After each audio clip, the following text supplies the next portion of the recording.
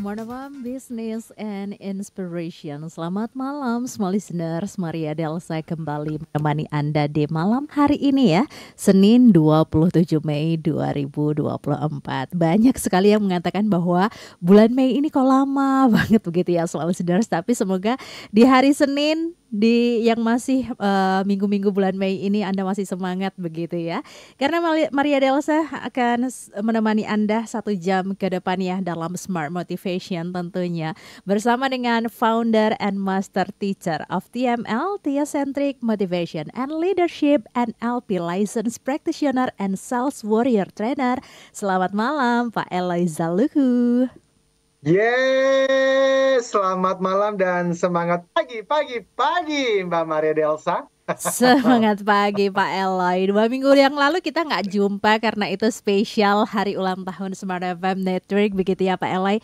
Dan malam hari ini kita berjumpa kembali, tentunya kita sangat merindukan semangat dan juga spirit yang dibagikan oleh Pak Eloy dalam Smart Motivation. So Pak Eloy, semoga sehat selalu dan boleh berbagi kesibukan sepanjang 2 minggu ini kepada semua listener. Silahkan Pak Eloy. Terima kasih Mbak Maria. Tentu saja kita sekali lagi menyampaikan selamat ulang tahun, happy anniversary yang ke-28 ya. Untuk radio tersayang kita, Radio Smart FM. Saya ingat, saya mulai dipercayakan, diberikan panggung tahun 2013 itu awalnya di Radio Sonora di sebelah. Dan kemudian tahun 2015 mulai di Radio Smart FM. Jadi ini sudah mau totalnya berapa itu? 2013, 10 tahun lebih 11 tahun ya. Yes, itu. Jadi sekali lagi jaya untuk Radio Smart FM di dalam berbagi dan apa bulan ini berbagi dalam bersinergi dan berbagi. Bersinergi dan berbagi, yes. Dan ya kalau kesibukan ya tentu saja training ya. Minggu lalu saya training untuk World Vision Solomon Islands.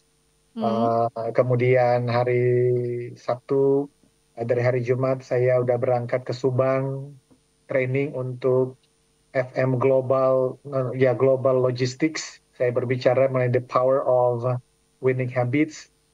Dan kemudian tadi saya baru berkunjung ke Rumah Perubahan bertemu dengan tim Prof. Renal Kasali untuk kolaborasi memulai yang namanya The School of Leadership. Mohon dukungan doa dari semua sahabat. Ini sebetulnya udah pertemuan keempat ya. Jadi saya senang sekali karena Prof. Renal itu kan punya kecintaan ya untuk tanah air kita yang menginginkan Indonesia semakin baik, dan bicara mengenai The School of Leadership itu adalah juga yang paling dekat di hati saya. Kalau bisa berkolaborasi untuk Indonesia yang lebih baik, di dalamnya ada The School of Politics supaya para politisi kita betul-betul punya pemahaman tentang leadership. Jadi bukan hanya politisi yang ingin menang di setiap pemilu, tetapi memikirkan mengenai generasi berikutnya. Betul. Dan itulah hal-hal yang kita lakukan kecil-kecil untuk bangsa ini, tapi mudah-mudahan ini bisa membawa dampak yang pada akhirnya nanti diperhitungkan untuk anak cucu kita. Saya kira demikian, Mbak Maria. Yes, amin. Kesibukan Pak Eloy yang semoga ini bisa berdampak juga nggak cuma secara off air, tapi on air malam hari ini. Kita masuk di topik kita, masih membahas mengenai the neuroscience of habits. Di subtopik kita masuk di episode ke-7, Neuro Leadership, memaksimalkan reward state menggunakan relate model. Tapi kita masih ada waktu 4 menit Pak Eloy, mungkin sebelum kita masuk ke topik ini. 2 minggu lalu kita juga masih membahas topik yang sama begitu ya, mengenai the neuroscience of reward and trade. Mungkin Pak Eloy bisa sedikit merewind begitu ya, mengingatkan kembali para smart listeners 2 minggu lalu kita membahas apa saja. Silahkan Pak Eloy. Thank you. Jadi 2 minggu lalu itu kan kita membicarakan mengenai reward state dan trade state. Reward state itu adalah ketika seseorang dalam suasana bahagia, berdaya, penuh syukur. Sementara yang namanya reward trade state Hmm. Itu ketika seseorang dalam suasana hati yang lagi gelisah, khawatir, terancam. Hmm. Dan malam ini kita akan relate-kan itu dengan leadership. Oke. Dan pada akhirnya selalu kan, bagaimana sih kita bisa memimpin tim supaya lebih banyak di reward state-nya. Walaupun 2 minggu lalu kita sudah menyampaikan sebetulnya cara kerja otak kita itu ada yang namanya negativity bias. Hmm. Negativity bias itu 9:1. Ini menurut salah satu guru neuroscience namanya Frederick Fabritius, Hmm. yang artinya adalah em, otak manusia tidak memperlakukan kejadian positif dan kejadian negatif dengan secara sama. Hmm. Otak manusia memproses hal-hal negatif itu 9 kali lebih kuat, lebih lama daripada pengalaman positif. Hmm. Itulah yang kita simpulkan 2 minggu yang lalu, alasan kenapa ketika seseorang mendapatkan kenaikan gaji, atau Hmm. mendapatkan keuntungan bisnis, atau bahkan menikah dengan orang yang menurut kacamata kita sebagai orang luar, waduh, pasangannya itu hampir sempurna. Secara Hmm. fisik, secara attitude, dan segala macam, kok baik banget. Tapi ternyata seseorang yang mendapatkan kenaikan gaji, keuntungan bisnis, pasangan yang kita bilang itu hebat banget, keren banget, Hmm. ternyata rasa syukur itu bisa hilang begitu cepat.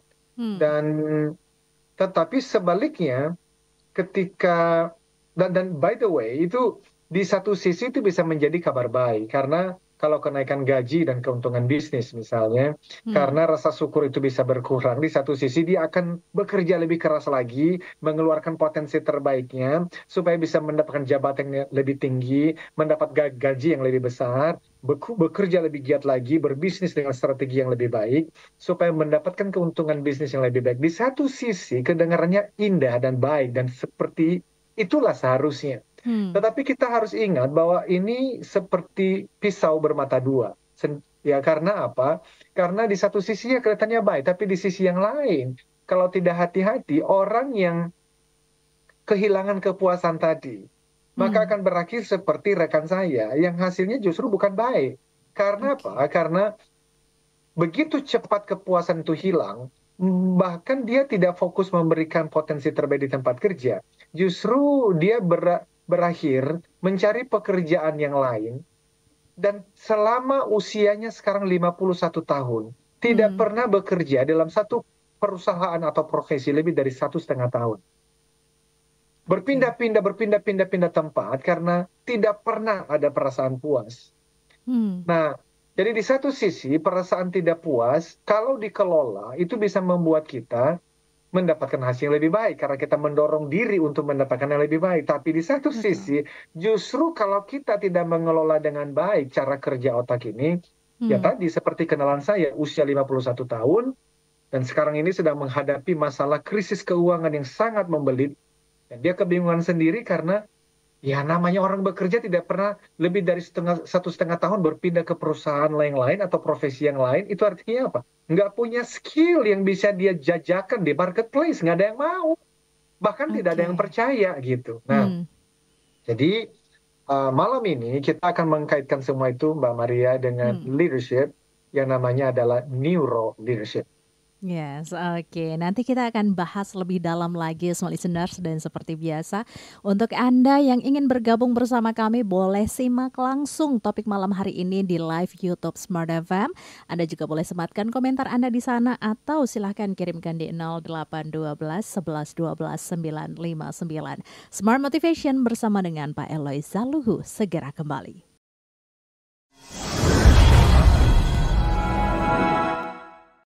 Smart FM Business and Inspiration. Terima kasih Anda masih bersama kami dalam Smart Motivation dari Jakarta. Maria juga menyapa Anda, small listeners yang ada di 10 kota jaringan Smart FM Network. Selamat bergabung dan menyimak topik malam hari ini, Neuro Leadership, memaksimalkan reward state menggunakan relate model. Anda boleh bergabung bersama kami melalui live YouTube Smart FM ataupun bisa kirimkan pendapat, komentar atau sharing-sharingnya juga boleh di 0812 11 12 959. Kalau tadi Pak Eloy mengatakan bahwa reward state ini merupakan pisau bermata dua begitu ya. Ini bisa saja menjadi sebuah keuntungan, tapi ini juga bisa menjadi sebuah ancaman bagi Anda para leaders begitu ya atau tim. Karena kepuasan ini mungkin membuat Anda terpacu untuk meraih prestasi, tapi jangan salah bahwa ini juga bisa membuat Anda blunder begitu ya. Nah, kalau begitu pertanyaan selanjutnya, apakah ini bisa diantisipasi atau bisa dimaksimalkan Pak Eloy menjadi sesuatu yang lebih positif? Silahkan. Oh yes, yes. Dan disitulah kemudian topik malam ini menjadi penting untuk kita bahas ya Mbak Maria. Yes. Saya sampaikan dulu pengertian neuro leadership itu. Karena memang sekarang sudah mulai ngetren di berbagai perusahaan, tetapi ternyata belum banyak yang betul-betul memahami artinya apa. Saya melihat dua referensi. Salah satunya Laverty and Alford tahun 2010 yang memberikan definisinya mengenai apa itu neuro leadership.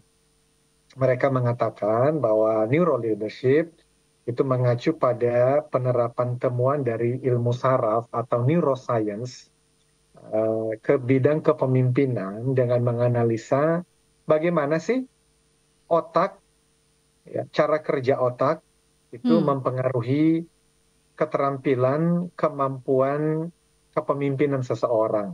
Jadi neuro leadership, neuro ini kan berbicara mengenai saraf, ilmu neuroscience, ilmu yang mempelajari mengenai cara kerja otak. Dan secara khusus ya tadi berfokus pada bagaimana sih individu membuat keputusan, memecahkan masalah, mengatur emosinya, berkolaborasi dengan orang lain, mempengaruhi anggota timnya, serta memfasilitasi, menggerakkan perubahan di dalam lingkungan sosial atau di dalam timnya di sebuah divisi atau perusahaan. Itu menurut Ringlab dan Rock tahun 2008. So, smart listeners dan sahabat TNL, neuro leadership ada dua kata berarti ya, ada neuro dan ada leadershipnya. Jadi bagaimana cara kerja otak itu mempengaruhi kemampuan kepemimpinan seseorang. Nah, itu mengenai neuro leadership. Sementara subtema kita malam ini kan memaksimalkan reward state. Betul. Menggunakan relate model. Nah, reward state ini apa? Tadi kita sudah bahas mengenai suasana hati. Ya, jadi state itu maksudnya state of mind. Suasana hati, suasana kondisi emosi, kondisi pikiran, kondisi fisik kita. Dan smart listeners, kesuksesan dan kebahagiaan seseorang sangat ditentukan oleh state yang dialami. Ya, kalau dia berada dalam state yang resourceful, maka dia akan mengerjakan pekerjaannya dengan lebih baik. Sementara kalau dia berada pada threat state yang penuh dengan ancaman, ketakutan, kebingungan, merasa tidak percaya diri, loyo, tidak semangat, itu akan merusak performanya. Nah, disinilah kemudian kepemimpinan menjadi penting sekali untuk mengelola keduanya. Jadi smart listeners, bayangkan terakhir kali Anda dalam suasana hati yang tidak memberdayakan itu. Ya, tadi ya loyo, jangan-jangan di jam segini, karena memang kan seharian kita capek, kita bekerja. Sehingga kita tuh seperti baterai yang lagi soak nih, tinggal menunggu sampai di rumah, ya istirahat.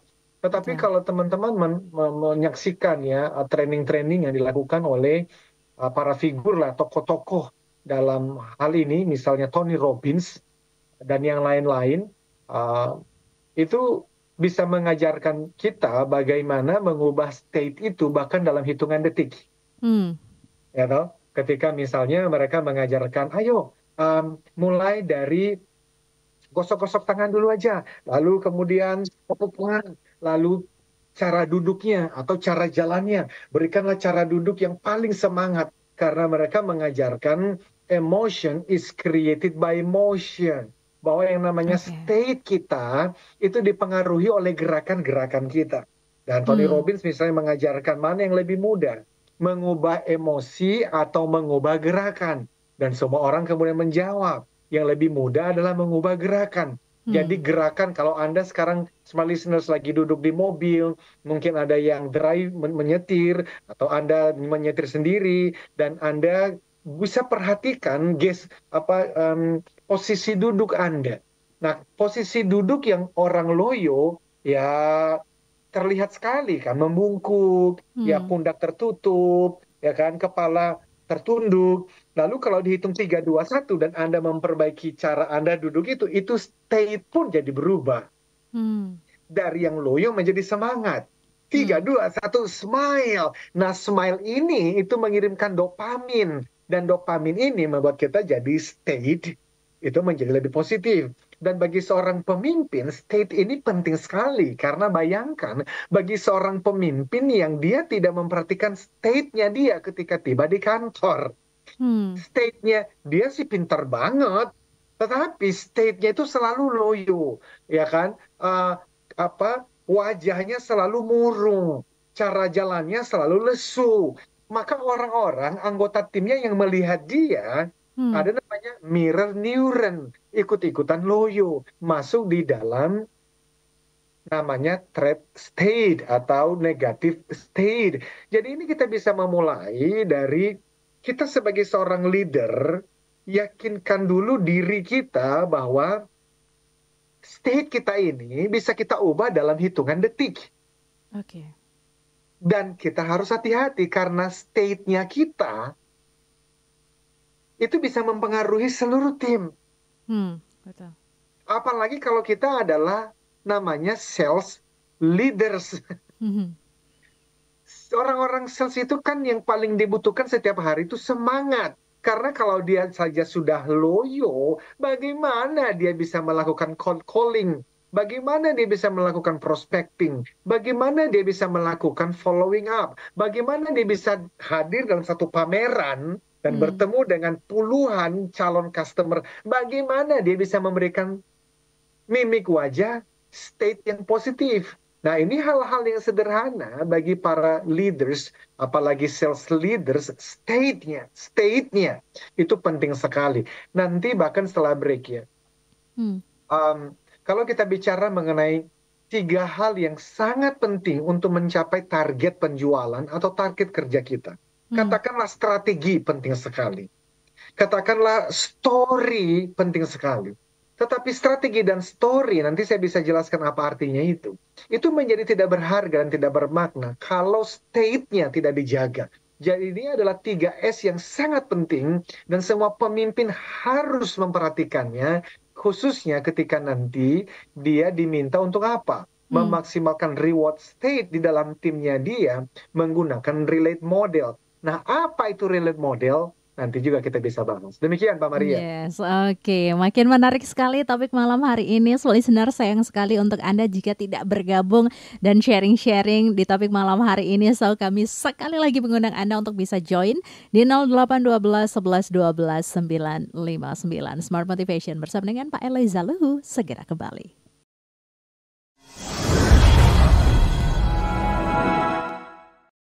Smart Motivation masih menemani Anda. Kita masuk di sesi ketiga ini, small listeners, dalam pembahasan Neuro Leadership memaksimalkan reward state menggunakan relate model. Malam hari ini untuk Anda yang sedang menyaksikan kami di live YouTube Smart FM, boleh dong untuk sematkan komentar, pendapat atau pertanyaan Anda di sana. Nanti akan kami coba untuk menjawab satu-satu, atau Anda juga boleh berkirim di WhatsApp on air kami di 0812 11 12 959. Oke, kita lanjut lagi Pak Eloy untuk membahas topik malam hari ini karena ini sangat menarik begitu ya, karena tadi seperti dikatakan oleh Pak Eloy bahwa percuma ada strategi dan juga story bagi seorang leader terhadap para timnya. Tapi kalau leader ini nggak punya state. Nah, kita bahas nih, reward state itu apa sih Pak Eloy? Silahkan. Oke, jadi tadi saya bicara mengenai strategi, reward, dan state. Hmm. Secara singkat saja ya, teman-teman, karena kalau di kelas-kelas training ngebahas itu sendiri bisa satu sesi itu, satu Hmm. setengah jam sampai 2 jam. Tapi intinya begini, um, bagi kita para leader, mengejar target, memenuhi KPI kita dan tim, itu minimal 3S ini penting sekali. Yang Hmm. pertama adalah strategi. Jadi strategi itu kan cara terbaik kita untuk bisa mencapai target, sasaran, entah itu level produksi atau sales, angka penjualan dan seterusnya. Tetapi, tetapi, Hmm. tetapi um, kita melihat ada banyak orang yang punya strategi yang baik, Hmm. tetapi ternyata mereka tidak mengeksekusinya dengan baik. Jadi strateginya baik, Hmm. tetapi tidak mengeksekusinya dengan baik bersama dengan tim. Lah Oke. ada apa? Nah, penjelasannya secara singkat itu namanya story. Story Oke. itu adalah alasan. Ketika seorang leader ditanya, kenapa kok kamu dan tim tidak mencapai target penjualan? Lalu dengarkan jawabannya. Jawaban dia adalah ceritanya atau kisah tentang kenapa itu tidak tercapai. Kalau dia Hmm. mengatakan kami sudah melakukan yang terbaik, Hmm. tetapi memang persaingan menggila dan kita punya produk yang kurang bagus dan harga produk kita lebih mahal dari toko tetangga. Maka itulah story-nya. Intinya sebetulnya adalah story itu berbicara mengenai blaming games. Selama satu pemimpin bersama dengan timnya terbiasa untuk mencari alasan kenapa mereka tidak berhasil mencapai target tertentu, maka kita mengatakan itulah story-nya. Maka strategi bisa bagus banget, tetapi kalau story-nya selalu menyalahkan pihak lain, maka Hmm. tidak mungkin bisa berhasil mencapai target. Jadi bisa dilihat, listener, strategi dan story penting. Namun, kalaupun strateginya baik, Oke. dan story-nya tidak menyalahkan orang lain, tetapi mengambil tanggung jawab 100% dan mengatakan, if we can do it, if we make it, it's up to us.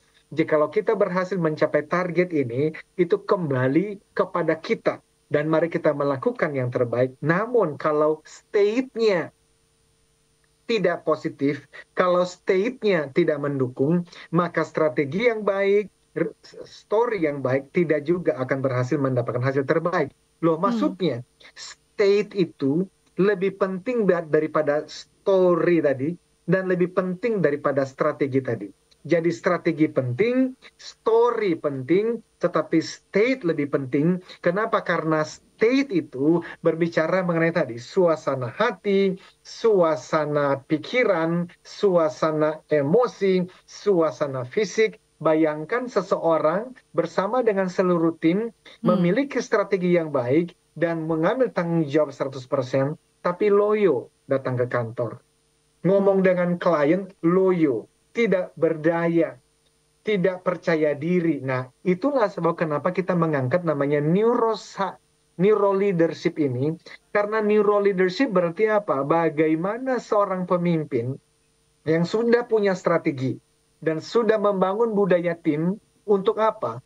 Tidak menyalahkan, tapi ambil tanggung jawab 100%, Hmm. harus ditambahkan dengan apa? Kemampuan untuk membangun reward state di dalam timnya sehingga semuanya tetap semangat dan memberikan potensi terbaiknya. Dan karena itulah kemudian kita membuat yang disebut dengan relayed model. Oke. Nah, pertanyaannya Mbak Maria dan rekan-rekan semua listeners dimanapun berada, relate model itu apa? Ini dari perspektif neuroscience dan saya mempelajari ini dari salah satu guru neuroscience namanya Frederica Fabricius. Hmm. Okay? Jadi cara kerja otak, relate itu sebenarnya saya agak-agak maksa nih ya karena Hmm. saya bikin sendiri. R-nya itu diambil dari kata caring. Nah, Hmm. ini nanti ada hubungannya dengan cara kerja otaknya. Jadi caring itu dia akan terpacu dan menjadi semangat kalau anggota tim mendapatkan lingkungan di mana dia itu meyakini lingkungannya itu memberikan caring kepada dia. Lingkungan rumah juga begitu, caring.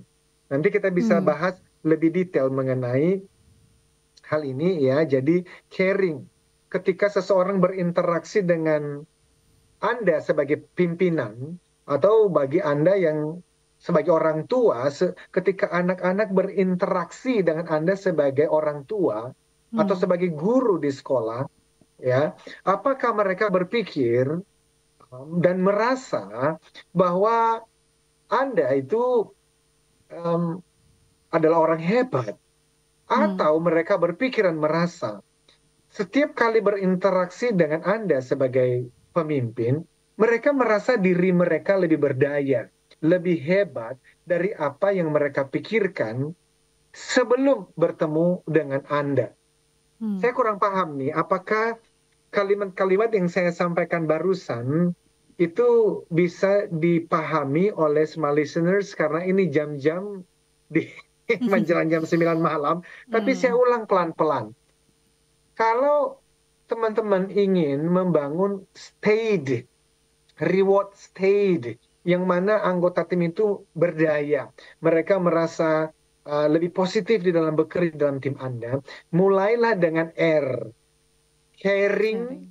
caring, R-nya itu dimulai dari R tadi caring, dan caring itu berbicara mengenai ketika anggota tim bertemu dengan Anda. Hmm. Ketika anak-anak di rumah berbicara kepada Anda sebagai orang tua, pastikan mereka itu merasa dirinya hebat, merasa dirinya lebih berdaya, merasa dirinya lebih berkualitas dibandingkan ketika sebelum bertemu dengan Anda. Karena Hmm. Mbak Maria, punten, karena yang terjadi itu umumnya sebaliknya. Ketika anggota tim datang kepada atasannya, atasannya itu yang dilakukan adalah menyampaikan pengalaman-pengalaman dan kehebatan-kehebatannya, Betul. lalu ngomong kepada anggota timnya, ya kamu memang kurang pengalaman sih ya. Kamu tuh harus belajar loh. Aku dulu, nah Hmm. itu udah nggak bisa berlaku lagi. Apalagi Betul, betul. apalagi dengan teman-teman Gen Z dan nanti generasi Alpha, they don't Hmm. want that. Jadi justru ketika mereka datang bertemu dengan kita, bagaimana justru kita lebih banyak berbicara mengenai potensi-potensi mereka dan peluang-peluang untuk mereka menjadi semakin hebat. Intinya begini, mereka Hmm. keluar dari ruangan kita merasa dirinya lebih hebat. Bukan merasa gila, oh, bos gua hebat banget ya. No, no, no, no. Dia Hmm. merasa, kenapa ya kalau gua ketemu dengan atasan gua itu, saya itu merasa semakin hebat, semakin berdaya, semakin percaya diri bahwa aku mampu. Kan Yes. kan ada orang-orang yang jagonya menyatakan menceritakan kehebatan dirinya, Mbak Maria. Hmm. Pemimpin Betul. seperti itu sudah tidak berlaku. Hmm.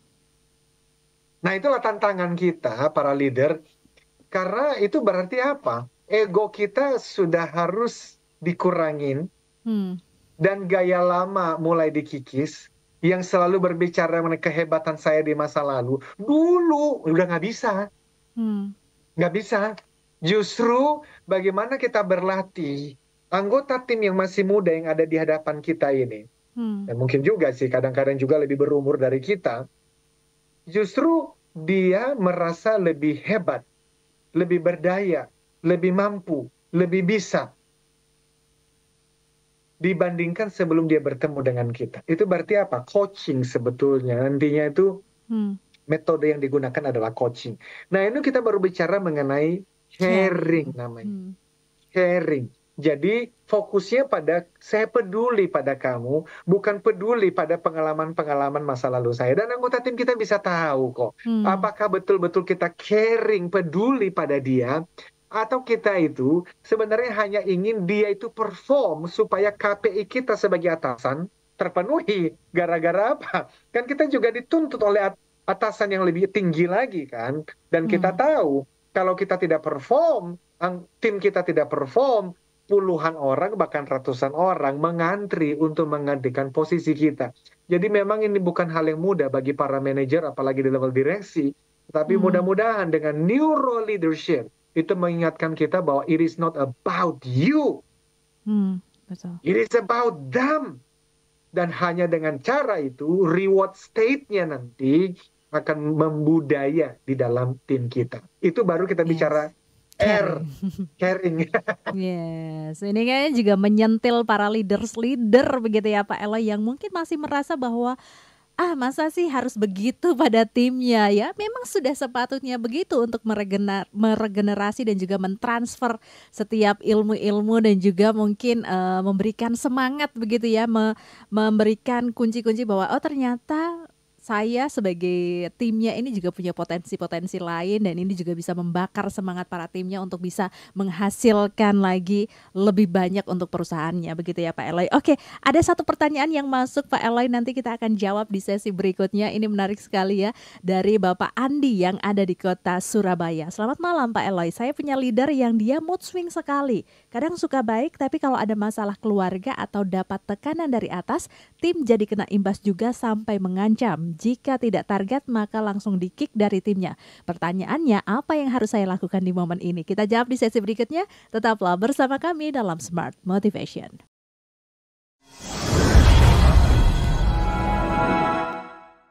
Sesi terakhir dalam Smart Motivation, tidak berasa kita masih membahas topik neuro leadership memaksimalkan reward state menggunakan relate model. Ini Maria bacakan dulu komentar dan juga pertanyaan yang sudah masuk. Kita akan bahas dulu ya satu-satu Smart Listeners. Ada dari Bapak Dodi Mulyanto yang sudah menyimak di YouTube Smart FM. Caring, let them feel and be greater than they are before meet you. Agree Pak Eloy, very deep in meaning. Thanks for reminding me. Yes, terima kasih Pak Dodi Mulyanto sudah menyimak kami. Mungkin Pak Eloy mau menanggapi dulu, silahkan. Yes, terima kasih Pak Dodi. Ya, setuju Pak. Dan kembali kepada pertanyaan rekan kita tadi dari Surabaya, Mbak Maria ya. Yes, dari Pak Andi yang ada di Surabaya. Ini menanyakan bahwa punya leader yang mood swing Pak Eloy. Seringkali suka baik tapi kalau ada masalah dari keluarga atau dari atasan, ini terus kemudian memberikan ancaman-ancaman pada timnya. Nah pertanyaannya adalah apa yang harus dilakukan saat momen-momen seperti itu? Silahkan Pak Eloy. Ya, kita sudah pernah membahas tentang kecerdasan emosi ya. Dan saya membahasnya juga di buku terbaru itu, Leadership Habits and Culture Transformation. Saya bisa membayangkan betapa tidak mudahnya atau menantangnya hadir di bawah kepemimpinan seseorang yang mood swing tadi. Tetapi ada dua hal. Yang pertama, kita harus memahami dulu bahwa entah dia pemimpin atau pasangan atau rekan kita, they need help. Dan dari sisi spiritual, theocentric motivation and leadership, mari kita ambil posisi Tuhan tempatkan kita di sana untuk menolong orang-orang ini. Entah di atasan kita sekali lagi, atau anggota tim kita, atau peers kita, atau pasangan, we are there to help them. Ya, itu dulu, karena kalau kita tidak mengambil posisi itu, maka yang terjadi pasti automatically judging. Kita pasti akan menghakimi. Betul. Dan ketika kita memulai dengan posisi menghakimi dan menyalahkan, nggak mungkin bisa berjalan dengan baik dan tidak mungkin bisa mendapatkan solusi kerjasama yang baik. So standpoint-nya adalah, I am here to help. Minimal, ingatlah dia di dalam doa-doamu. Saya selalu mengatakan itu kepada teman-teman yang menanyakan ini di dalam ruang-ruang training. Kenapa? Karena seringkali bertanya, apa yang harus kulakukan? Ada yang dilakukan, mudah banget, doakan dulu. Karena when this person is in your prayer, ketika orang ini ada di dalam doa-doa pribadimu, aku jamin ketika engkau bertemu dengan dia, nggak mungkin judging. Nggak mungkin yang keluar adalah menghakimi. Kenapa? Karena prayer itu menolong kita untuk berbagi kasih. Dan kalau kasih is the answer, love is the answer, percayalah pasti akan ketemu solusi. Jadi itu yang pertama standpoint. Yang kedua,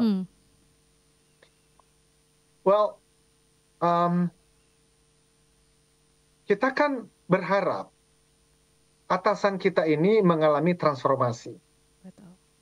Tetapi transformasi itu ada hubungannya dengan neuron-neuron, yaitu saraf-saraf yang ada di dalam, mohon maaf ini, otak beliau. Hmm. Dan neuron-neuron, saraf-saraf itu kalau sudah menebal, itu namanya habits. Oke. Yang mana seringkali dia nggak paham loh. Dia nggak sadar bahwa dia itu sedang membuat orang-orang di sekitarnya itu sedang gerah banget dengan moodnya dia yang lagi buruk itu. Hmm. So apa yang harus dilakukan? Ya tadi, um, excuse me, selain mendoakan, kalau ada kesempatan untuk berbicara dengan beliau, maka talk assertively. Mesti berbicara, berkomunikasi secara asertif. Hmm. Dan itu juga sebenarnya kenapa ada istilah namanya leadership coaching. Kadang-kadang anggota tim kan tidak berani untuk menyampaikan, memberikan feedback. Sehingga muncullah orang-orang seperti kami ini yang namanya leadership coach yang Hmm. membantu para leader-leader itu untuk melihat blind spot-nya.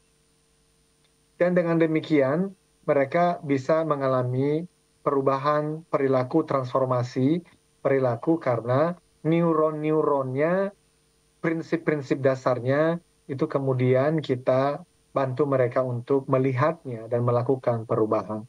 Hmm. Saya kira begitu, tidak ada jawaban yang simple untuk hal ini, Hmm.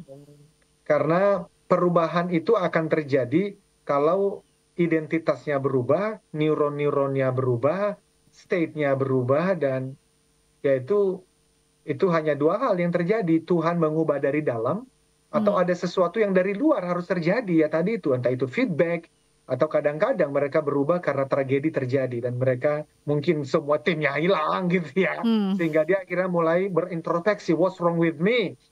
Tapi kan kita tidak menunggu itu terjadi sebetulnya ya.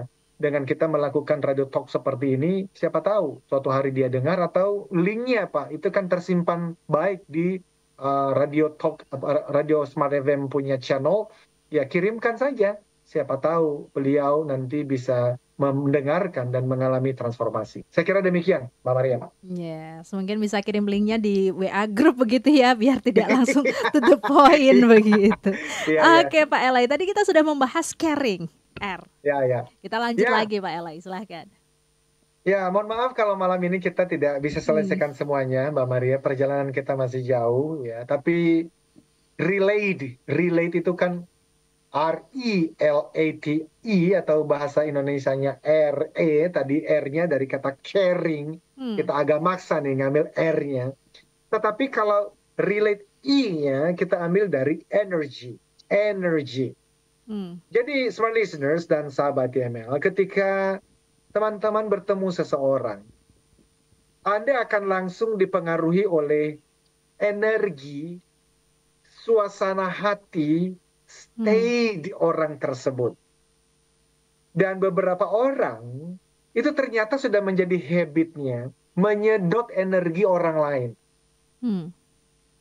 Tetapi ada orang-orang juga yang sudah terbiasa itu boosting energi orang lain. Pertanyaannya, Anda sebagai supervisor, Anda sebagai manager, Anda sebagai sales leader, Anda sebagai direktur atau business owner, energi apa yang Anda berikan? Seperti apa energi yang Anda pantulkan ketika anggota tim bertemu dengan Anda? Kalau tadi bicara mengenai caring, di mana orang yang bertemu dengan Anda, mereka merasa diberdayakan, merasa dipedulikan. Jadi Anda bukan hanya ngomong mengenai diri Anda. Mbak Maria, ingat-ingat ya, smart listeners, ketika Anda bertemu dengan orang-orang yang emang sih mereka hebat banget, tajir banget, mereka tuh udah di level direktur, tapi tiap kali ketemu ngomongin mengenai kehebatannya. Ingat gak perasaan Anda waktu itu? Sekali dua kali mungkin kita mengatakan, oh man hebat banget ya. Tapi I guarantee you, ketiga kali, keempat kali Anda mulai merasa, jadi gue mesti ngomong wow gitu. Jadi, hai para leader di luar sana, dan saya juga berbicara pada diri sendiri, stop it. Berhenti mengomong mengenai kehebatan diri Anda terus, karena orang yang ada di depan Anda itu mau diberdayakan. tanyakan kabarnya, tanyakan apa cita-citanya, tanyakan apa yang menjadi hambatannya. Dan dari sana encourage them, show them that you care. Tapi yang kedua, ketika Anda lagi show them that you care, remember, ingat, level energi Anda itu mesti yang bisa memantulkan energi. Jadi cara Anda ngomong, tenaga, energinya, jangan sampai menyedot energi orang yang sedang bertemu dengan Anda. Kok bisa menyedot? Ya karena Anda terlihat terlalu lemas.